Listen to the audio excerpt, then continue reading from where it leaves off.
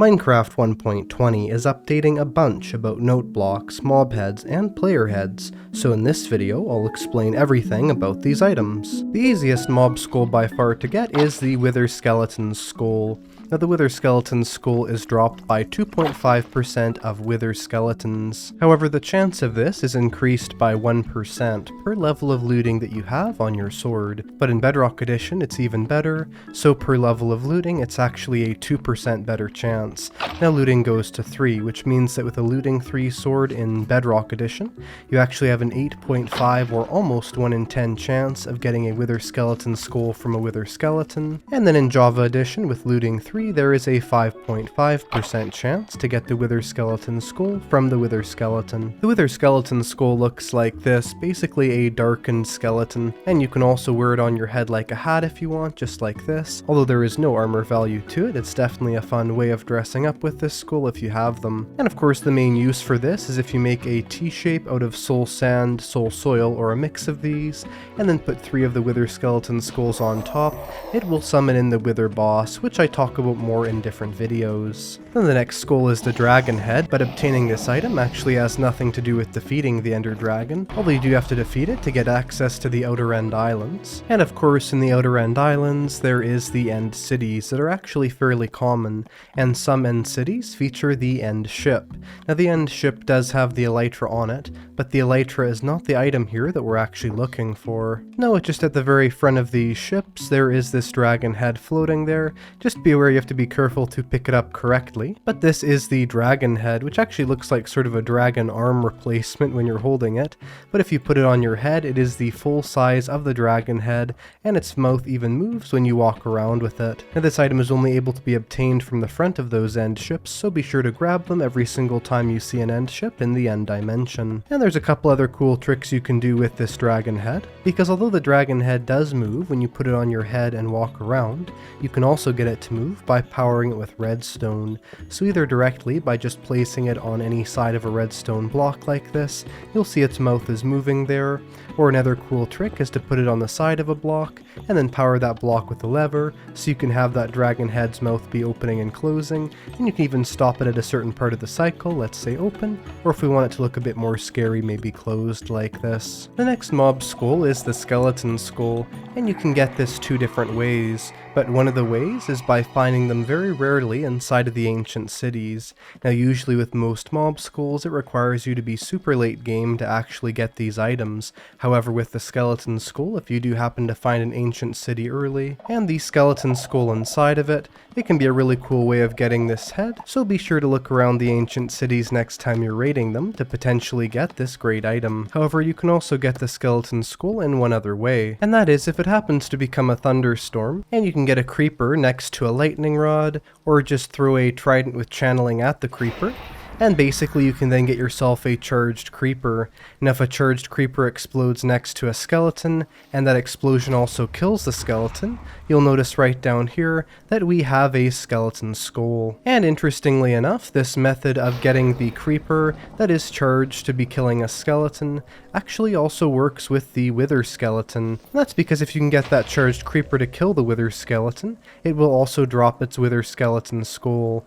However, this is definitely not worth it generally, as it's usually much easier to kill these with a looting 3 sword in the Nether Fortress. And this can still be completed inside of survival, and if you're wondering how to survive that creeper explosion, all you want to do is just light that creeper on fire, then hold up your shield, and you won't take any damage, but that creeper will still kill the mobs that are right around you, getting yourself more mob skulls. Also, although funny enough this does not work with the skeleton skull, which you would assume would be sort of like this, the Wither Skeleton skull will give you the skull charge banner pattern by simply placing a piece of paper and a Wither Skeleton skull in the crafting grid. This pattern will let you put a skull and crossbones shape on any single banner that you'd like, and of course that's fully reusable as well. And as a new feature that will be added in Minecraft 1.20, if a charged creeper happens to kill a piglin, then one of those piglins can actually drop their head. As you see right here, we have the brand new Piglin Head item. Now this head is not just like your standard skulls, there's quite a bit more use to it. So if you wear the Piglin Head, it's somewhat similar to the dragon skull in the sense that its ears actually move when you're walking around with it. it, which is definitely a nice little feature being added, which makes this Piglin skull much more realistic. And this is probably also the most difficult skull to get if you think about it, considering the fact that getting a charged creeper inside the nether, and then having that perfectly kill a Piglin can definitely be quite difficult. As of course with all the other skulls, finding a charged creeper next to a skeleton is pretty easy. And the skull's also quite a unique shape, as you can see here.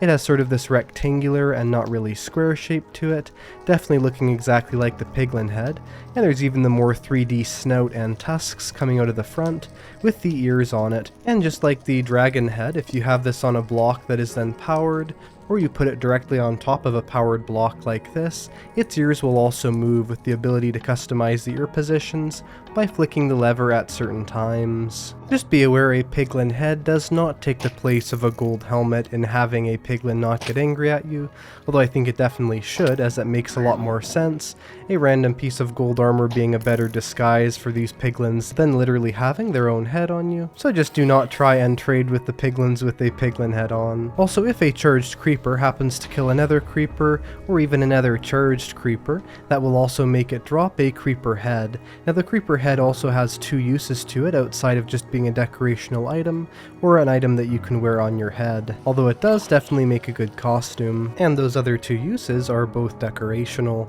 The first one is if you're making a firework and you want that firework to have a special shape, add in a creeper head, and then you can get the creeper shaped firework star. But I will tell you a secret if you do not want to waste your creeper heads. For whatever reason, this actually works with any mob head or skull inside of the entire game, which is definitely a good thing, because getting the wither skeleton skulls is pretty easy. Getting the creeper skulls is incredibly difficult, so next time you want to make a creeper shaped firework, just use a wither skeleton skull or whatever other mob skull you have a lot of, instead of having to use your valuable creeper skulls. And what this looks like when it's being shot off is a really cool firework with the shape of a creeper face, and of course that can be green if you want it to be, or something else, but definitely a really cool thing to try out for your New Year's firework displays. Now the other use of the creeper head is if you combine it with a piece of paper in your hands or in a crafting table, that gives you the creeper charge.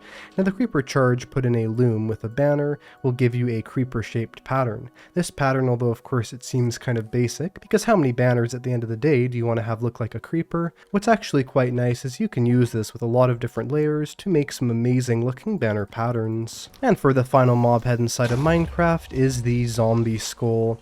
And the zombie head or the zombie skull does not have any additional uses to it, outside of being a wearable item. However, it's definitely still quite fun to get, and because zombies aren't that dangerous and are easy to lead around, it's probably one of the easiest of these skulls to get, because it can honestly be fairly easy to have a charged creeper blow up a zombie. And these are great decorational items as well for Halloween, or really anything you want that features zombies, maybe the entrance to a zombie mob XP farm. However, there's some really important things you should know if you're dealing with the mob skulls. The first thing is the charged creeper inside of the Java edition of Minecraft will do something that actually makes these skulls much more difficult to get, and that's the fact that even if all of these mobs are killed by that charged creeper, only one of those mobs will drop their heads. So you see here all the piles of mob loot, but just one lone zombie head that landed on the ground. However, the good news is, although this does make these super hard to get inside of Bedrock Edition, it's different.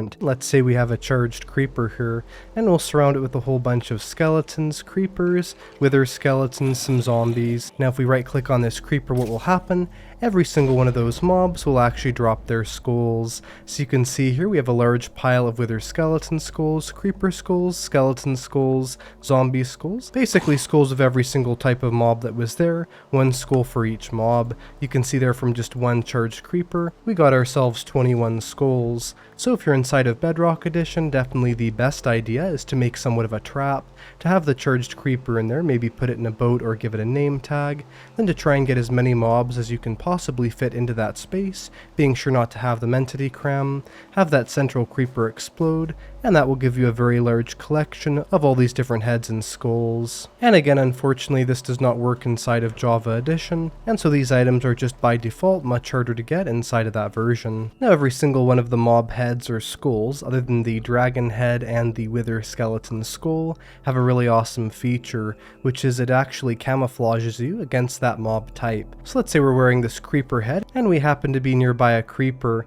If we get close to that creeper, you'll notice here we can walk within its detection range, and that creeper is still not following after us. We can actually get fairly close to it without any issue, but if we take this head off, you'll notice the creeper instantly notices us and runs after us. But then there's the fact that if you're crouching when you're near the creeper, you can get even closer.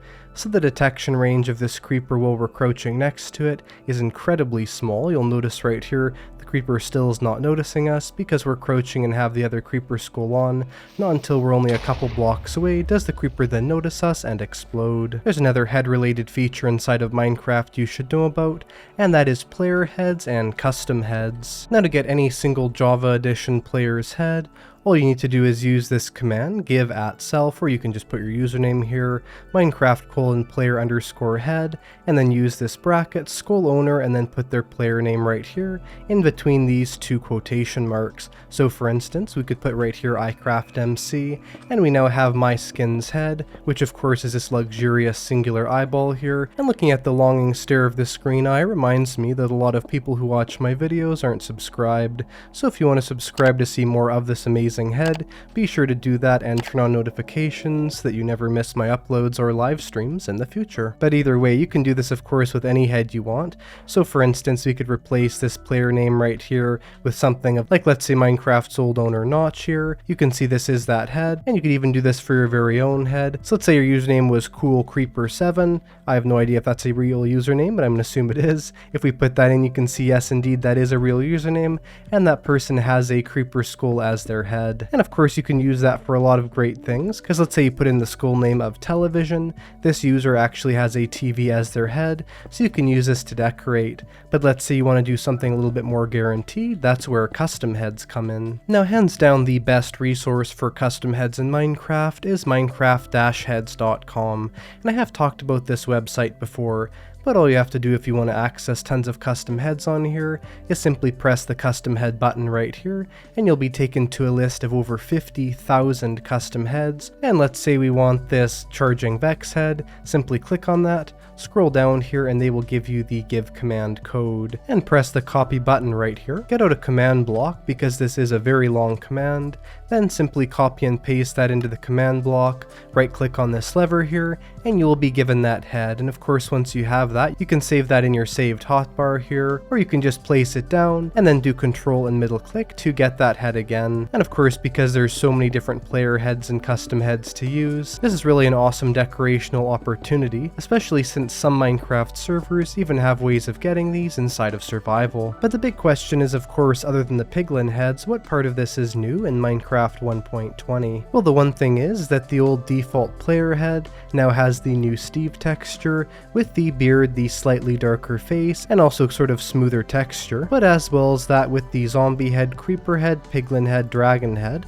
as well as the skeleton and wither skeleton skulls. There is a really new cool ability with the note block item. So if we get out some note blocks here, normally what happens if we have something invalid on top of it is we right click on it and nothing plays. We take that off of there and it'll make some noises, and of course the note block on sand here is not the piano sound, but over here we can get that. And then when 1.20 comes out, what will happen when you put a mob head on top of here is we're going to get an absolutely awesome effect, which is when we right click on this note block, it'll actually make one of the sounds of the zombie, just like this. Or with the piglin head on top, it uses one of the piglin sounds. Or with the creeper head on top, it uses one of the creeper ignite sounds. I could definitely see this being used for hilarious pranks. With the dragon, it uses some of the very loud dragon sounds. And of course with the skeleton skull, it uses some of the skeleton ambient noises, or the same with the wither skeleton ambient noises. Now unfortunately with the Steve or player head there are no noises. However, something I think would be a great Easter egg is if the sound of right clicking on this would be the old Steve getting hurt sound. However, there is something really cool you can do with player heads. So if you have a player head on top of a note block, and you add data to that with a particular song or music on it, then when you right click on these note blocks, it'll play that song. And although of course I don't have any data added to this could of course play anything I wanted within the game, which is incredibly useful for map makers. And also because note blocks are fully able to be activated with redstone circuitry, just like this, we could have a chain of these noises all being put off by the redstone torch here, so you could fully automate making these natural mob sounds in survival Minecraft. And of course course, the standard note block use is that whatever is below it, not above it, sets the sound that it has. So for instance, being on top of this log here, we have this sound, on the grass here we have this sound, on the dirt there is this sound, and although not every material has its own custom sound, with the default being the piano there, you can still get some definitely very cool results, like with this bass sound here. More or less what it is the right click button will change what tone it is, and the left click button will make it so that that tone keeps being played, and there's a different color for every single tone, as you can see with these cool note block particles. And one other thing is the note blocks will actually send signals to allays. So let's just say this allay here is being trained to pick up dirt blocks, and then we ring this note block next to it. When it picks that up, it's going to bring it to this note block and not to us. Anyway, that's everything about Minecraft's recent head changes and note blocks and how these things work. If you enjoyed the video, press the like button, and I will see you in the next one. Goodbye.